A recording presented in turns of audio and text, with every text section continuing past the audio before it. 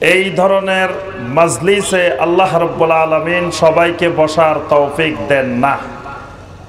কারণ হেদায়েত নিজের ইচ্ছায় পাওয়া যায় না, হেদায়েত বাজারে বিক্রি হয় না, হেদায়েত আল্লাহ রাব্বুল আলামিন দিতে হয়, আল্লাহ রাব্বুল আলামিন হেদায়েত করতে হয়। হেদায়েত না দিলে, হেদায়েত না করলে কোনো মানুষ নিজের ইচ্ছায় হেদায়েত পাইতে পারে না। আজকে আলহামদুলিল্লাহ আমাদের এই বাংলাদেশে শত শত হাজার হাজার ওয়াজ মাহফিল হয়। এটা আলহামদুলিল্লাহ খুবই ভালো দিক, কারণ ওয়াজ মাহফিলের মাধ্যমে মানুষকে দ্বীন সম্পর্কে সচেতন করা, কোরআন এবং সুন্নাহমুখী করা, এটি অত্যন্ত একটি দাওয়াতের বড় মাধ্যম। কিন্তু এই দাওয়াতের কাজটি বর্তমানে এমন পর্যায়ে গিয়ে পৌঁছেছে, আমরা ওয়াজ মাহফিলের নামে বিভিন্ন ধরনের কিচ্ছা কাহিনীকে, মিথ্যা কাহিনীকে সুর দিয়ে দিয়ে, গানের সুরে অত্যন্ত মধুর করে মানুষকে শোনাই, আর নাম দিই সেটার ওয়াজ মাহফিল, তাফসিরুল কোরআন মাহফিল, তারপরে ইসলামী মহাসম্মেলন। আসলে আমরা মানুষের কাছে ইসলামকে তুলে ধরতে চাই যে ইসলাম একটা গল্প গুজবের ধর্ম, কিচ্ছা কাহিনীর ধর্ম। এই কিচ্ছাগুলো শুনি আর আমরা সবাই চোখের পানি ফেলি আর সুবহানাল্লাহ আলহামদুলিল্লাহ বলি। হরিণীর কাহিনী 1 ঘন্টা লাগে বয়ান করতে। হরিণ একটা বান্দা ছিল গাছেরই তলায়। আহারে, দেখেন কিভাবে নবী সাল্লাল্লাহু আলাইহি সাল্লামকে গাছে ছিল, মাছে ছিল, ছিল বনের হরিণী, আর আমরা নবীর উম্মত হয়ে হারে চিনলাম না। এই হরিণীর বয়ান এই দেশে শুনে নাই এরকম মুসলিম মনে হয় খুব কমই আছে। অথচ নবী সাল্লাল্লাহু আলাইহি সাল্লামের কোন সহিহ হাদিসে এই হরিণীর কাহিনীর বর্ণনা আসে নাই। মা ফাতেমার কাহিনী, মা ফাতেমার ঘটনা, মা ফাতেমার জারি, যে ওসমান রাদিয়াল্লাহু তাআলা আনহুর বাড়িতে, কুলসুমের বাড়িতে বিশাল খাওয়া দাওয়ার আয়োজন।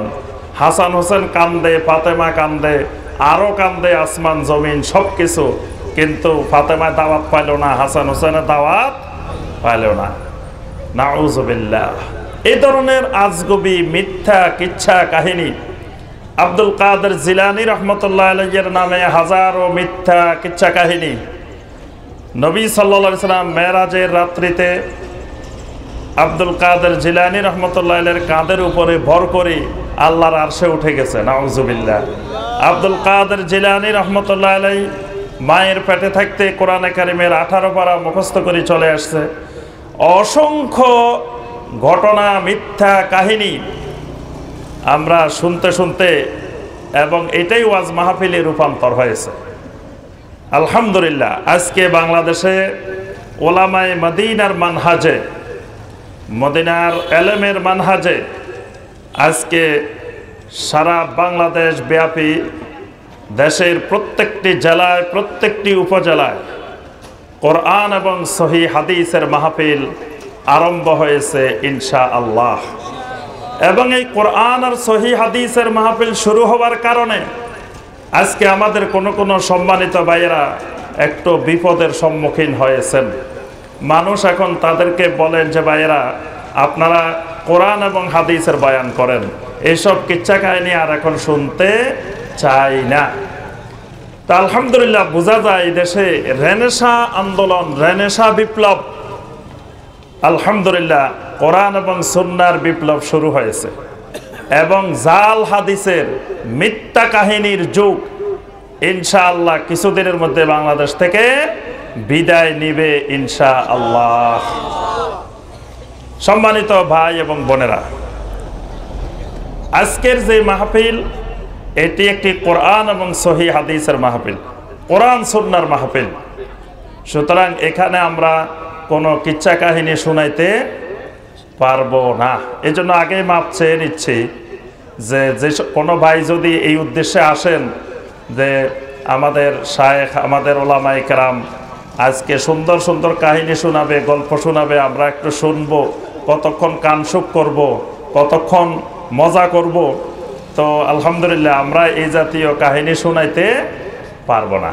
কোরআনে কারীম এবং নবী সাল্লাল্লাহু আলাইহি ওয়াসাল্লামের সহিহ হাদিস থেকে দুই একটি কথা অল্প আলোচনা করেই আজকের মাহফিল আমরা সমাপ্ত করব ইনশাআল্লাহ। পৃথিবীতে কোটি কোটি মানুষ হেদায়েত পায় নাই। হেদায়েত কেন পায় নাই? আল্লাহ রাব্বুল আলামিন কোরআনে কারিমে, নবী সাল্লাল্লাহু আলাইহি ওয়াসাল্লাম অসংখ্য হাদিসে বর্ণনা করেছেন যে কি কারণে যুগে যুগে মানুষ হেদায়েত পায় নাই। ওই কারণগুলোকে সামনে রাখলেই আমরা বুঝতে পারবো যে আজকের জমানায়ও কি কি কারণে হেদায়েত পাওয়া সম্ভব না।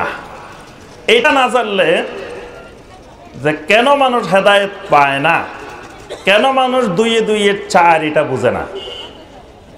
আমাদের কাছে অবাক লাগে যে 2 যোগ 2 সমান সমান 4, এই সোজা অঙ্ক অনেক ভাই বুঝে না। অনেক ভাইকে যখন আপনি বলবেন 2 2 4, কয় না 2 2 5, তখন অবাক লাগে, কি রে এত শিক্ষিত, এত জ্ঞানী, এত বুদ্ধিমান, এই ভাই 2 2 4 বুঝে না কেন? কারণ হলো এই 2 2 4 বুঝতে হলে আল্লাহ রাব্বুল আলামিনের পক্ষ থেকে হেদায়েত পেতে হয়। হেদায়েত না পাইলে 2 2 5 বুঝে, অথবা 2 2 3 বুঝে, 2 2 4 বুঝে না। এজন্য আল্লাহ রাসূল সাল্লাল্লাহু আলাইহি সাল্লাম যত খুতবা দিতেন, যখনই কোনো কথা বলতেন, খুতবার শুরুতে যে কথাগুলো নবী সাল্লাল্লাহু আলাইহি সাল্লাম সবসময় বলতেন, যেগুলো আমরাও বলার চেষ্টা করি, সেখানে আল্লাহ রাসূল সাল্লাল্লাহু আলাইহি সাল্লাম বলতেন, মান ইয়াহদিহিল্লাহু ফালা মুদিল্লা লাহু ওয়া মান ইউদ্লিল ফালা হাদিয়া লাহু। আল্লাহ রাসূল সাল্লাল্লাহু আলাইহি সাল্লাম বারবার এই কথাটা উচ্চারণ করতেন, মান ইয়াহদিহিল্লাহু ফালা মুদিল্লা লাহু। আল্লাহ রাব্বুল আলামিন যাকে হেদায়েত দিবেন, আল্লাহ রাব্বুল আলামিন যাকে হেদায়েত দেওয়ার ইচ্ছা করেন, ফালা মুদিল্লা লাহু, দুনিয়ার এমন কোনো শক্তি নাই তাকে গোমরা করবে। সুবহানাল্লাহ। তাহলে হেদায়েত দেয় কে? হেদায়েতের মালিক কে? এখনো হয় নাই, সহি আকীদা হয় নাই, এখনো আকীদা গন্ডগোল রয়ে গেছে। হেদায়েতের মালিক কে? একমাত্র আল্লাহ রাব্বুল আলামিন। একমাত্র বলতে হবে, একমাত্র না হলে হবে না। তখন মনে করবেন আল্লাহ রাব্বুল আলামিনও হেদায়েত দিতে পারে, আমাদের পীর মাশায়েখ বুজুর্গান তারাও হেদায়েত দিতে পারে, কিন্তু হেদায়েত কেউ দিতে পারে? কে দিতে পারে? একমাত্র। মনে রাখবেন, একমাত্রর নাম তাওহীদ, একমাত্র না হইলে শিরক। তাহলে হেদায়েতের মালিক কে? এই কথাটা কে বলছে?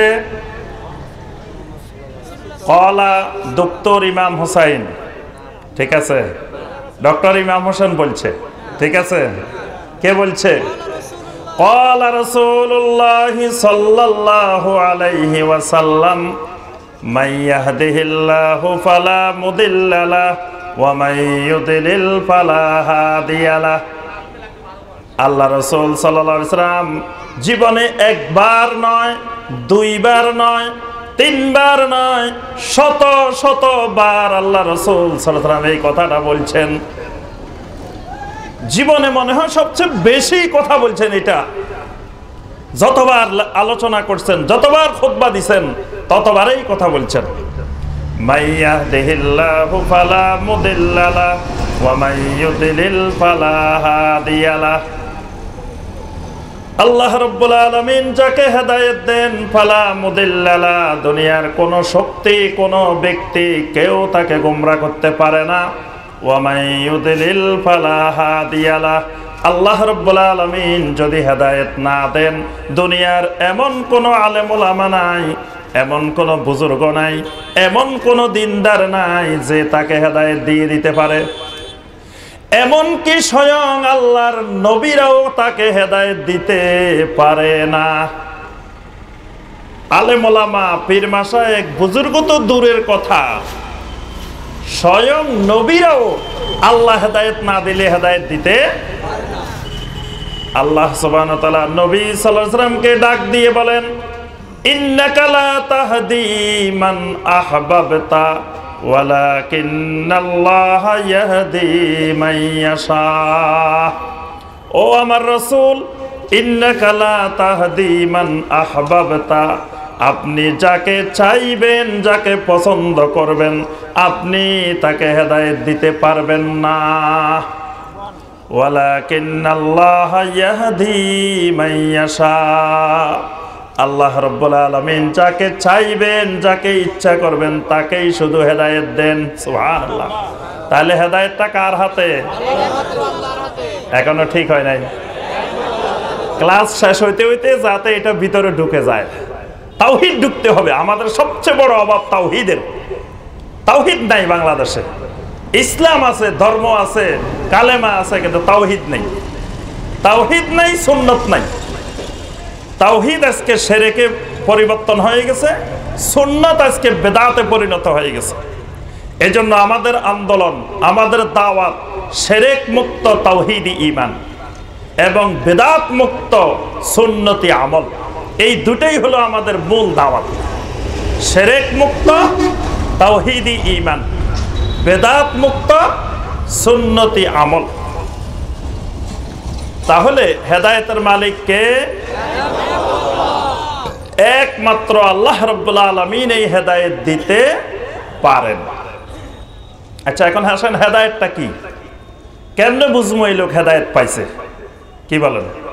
আগে হেদায়েত বুঝতে হইব। তো হেদায়েত না বুঝলে তো আমরা মনে করব যে লম্বা পাগড়ি পড়ছে, লম্বা জুব্বা পড়ছে, লম্বা দাড়ি আছে, মনে হয় এই লোক হেদায়েত পাই গেছে, মনে করতে পারি না? আমাদের সাধারণত আমাদের বাংলাদেশের বাইরের বোনদের অভ্যাস, কিছু ধর্মীয় লেবাস আছে, এই লেবাসগুলো দেখলে আমরা মনে করি এই লোক খুব আল্লাহওয়ালা, বুজুর্গ, দিনদার মনে করি। কারণ হেদায়েত না বুঝলে, হেদায়েত কি জিনিস এটা যদি না বুঝি, তাহলে আমরা চেহারা সুরত দেখে ধোঁকা খাইতে পারি। চেহারা সুরতে হেদায়েত না, হেদায়েত হয় কিসে? হেদায়েতের মূল কেন্দ্রবিন্দু কোথায় বলেন দেখি? হেদায়েতটা কোন জায়গায় হয়? হেদায়েতটা হয় ফিল কালবে, কিন্তু হেদায়েত নিয়ন্ত্রণ হয় এখান থেকে, মাথা থেকে। হেদায়েত নিয়ন্ত্রণ হয় মাথা থেকে, কিন্তু মার্কাজ হইল, কেন্দ্র হইল কোথায়? কালবের মধ্যে। হেদায়েত কারি আল্লাহ রাব্বুল আলামিন, একমাত্র আল্লাহ রাব্বুল আলামিন। কিন্তু হেদায়েতটা প্রথম আসতে হবে তাসকিয়ার মধ্যে। তাসকিয়া মানে চিন্তাধারার ক্ষেত্রে, আকীদার ক্ষেত্রে, বিশ্বাসের ক্ষেত্রে পরিবর্তন আসতে হবে। এই পরিবর্তনটা জায়গা হলো এখানে, কিন্তু পরিচালনা হয় মাথা থেকে। কি বলেন?